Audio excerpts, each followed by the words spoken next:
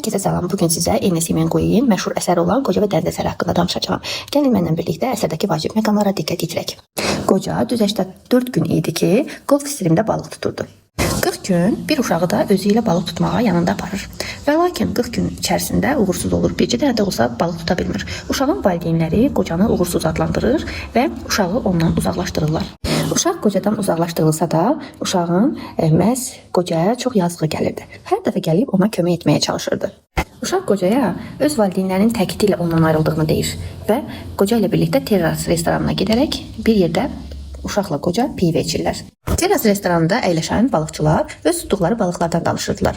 Burada olan balıqçıların əksəriyyəti tutduqları balıqları məhz balıqçı zavoduna verirdilər. Terras restoranında qoca ilə bir yerdə pivə içərkən, oğlanın gözləri önündə ilk dəfə 5 yaşında qoca ilə gəmiyə minərək balıq tutmağa getdiyi xatirələr göz önündə canlanır.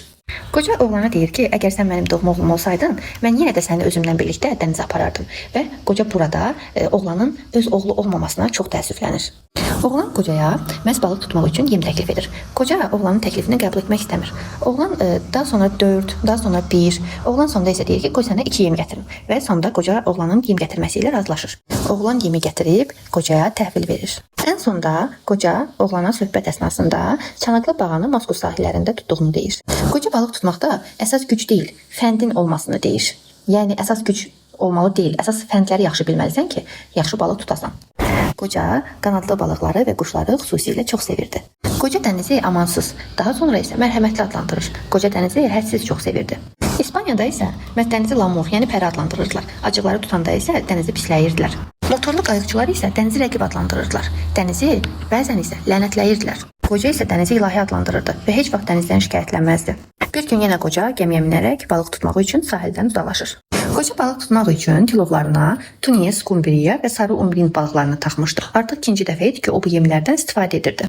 Qoca balığı tutanda kəndiri baş barmağına bağlayır və öz-özünə deyir ki, artıq 85-ci gündür ki, mən bir dənə də olsa balıq tutmalıyam. Nəhayət qocanın tilovuna balıq düşür və qoca başa düşür ki, bu tilovuna düşən elə-belə balıq deyil, bu marlin balığıdır. Əsərin elə bu hissəsində qoca Həzrəti İsa'nın adını çəkir. Həzrəti İsa'nın adını çəkib, qoca burada deyir ki, Həzrəti İsa onu getməyə qoymaz. Qoca elə bu anda nizəni götürərək məhz balığın daş üzgəcinin altına saplayır. Qoca bu vəziyyətdə əlindən yaralanmışdı. Əlini şor suya salırdı ki, əli düzəlsin. Elə bu anda gəminin ətrafında köpək balıqları sarır. Köpək balıqları çox təhlükəli idi. Qoca bu anda hər şeyin yuxu olmasını Allahdan diləyirdi. Elə bu anda əsərə belə bir ideya vermək olar. İnsan övladı məğlubiyyət üçün yaranmayıb. Onu məhv etmək olar, məğlub etmək olmaz. Qoca balığı öldürdüyünə bu anda peşman olur. Köpək balıqları gəmini sarmışdı. Məhz bu anda qoca məğlub olduğuna inanır.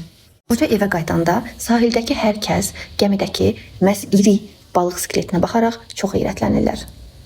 Bu tipli paylaşımlar sizin üçün faydalıdırsa səhifəni izləməyi unutmayın.